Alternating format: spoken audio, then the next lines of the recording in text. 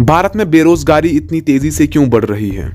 India हर साल Switzerland की total population से कई गुना ज्यादा इंजीनियर्स प्रोड्यूस करता है, but still Switzerland research and innovation के मामले में नंबर 1 है and India is nowhere to be found. IIT Hyderabad के हॉस्टल में चार्ल्स नाम के एक लड़के की डेड बॉडी मिलती है, जिसके 8 पेज की सुसाइड नोट की आखिरी लाइन थी, live a little every day, एक ही जिंदगी मिलती है। अभिमन्यु 11th ग्रेड में पढ़ रहा है 16 साल का लड़का अपने एग्जाम्स के बीच में सुसाइड कर लेता है। क्या आपको पता है कि उसके केमिस्ट्री पेपर के ऊपर क्या लिखा हुआ था? उसमें लिखा था, education should be about understanding and applying your knowledge, my death should be a lesson and a reason for the system to change.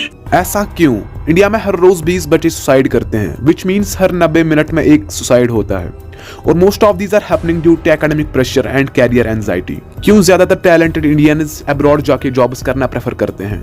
क्यों पॉलिटिशियंस, सेलिब्रिटीज और पब्लिक फिगर्स अपने बच्चों को हायर एजुकेशन के लिए हमेशा इंडिया से बाहर ही भेजते हैं? क्यों सवाल और लॉजिक्स पूछने वाला बच्चा यूजलेस और अनडिसिप्लिन्ड माना जाता है? क्या आपको पता है who established our Indian education system? Obviously Britishers. आखिर ब्रिटिशर्स चाहते क्या थे हम इंडियंस से? कि हम इंडियंस लीडर्स बने या स्लेव्स बने, कि हम टॉप मैनेजमेंट पे पहुंचे, रईस बने, बहुत कामयाब हो, या फिर लाइफ लॉन्ग उनकी गुलामी करें? तो चलो इस बात को एक्सप्लेन करते हैं।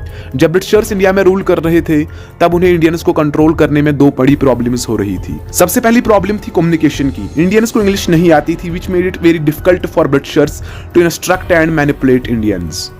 दूसरी सबसे बड़ी प्रॉब्लम थी मैन पावर की कमी। Clerks, office boys, factory workers, इन सब की बहुत जरूरत थी, क्योंकि लीडर्स तो वहां से लाए ही थे, बस उन्हें फॉलोअर्स चाहिए थे। ऐसे लोग जो सवाल ना पूछे, बस चुपचाप फॉलो करते जाए। ऐसे लोग जो अपना दिमाग बिल्कुल ना चलाए। अपनी पहली प्रॉब्लम को सॉल्व करने के लिए थॉमस बेबिंगटन मैकावली ने 1835 एडी में लॉन्च किया इंग्लिश एजुकेशन एक्ट, जहां से शुरुआत हुई इंग्लिश बोलने और पढ़ने की। ब्रिटिशर्स तो चले गए, बट हम आज तक इस ट्रेंड को छोड़ नहीं पाए। ट्रस्ट मी, इंडिया में इंग्लिश सिर्फ एक एक्वायर्ड लैंग्वेज नहीं है, it's a never ending fashion.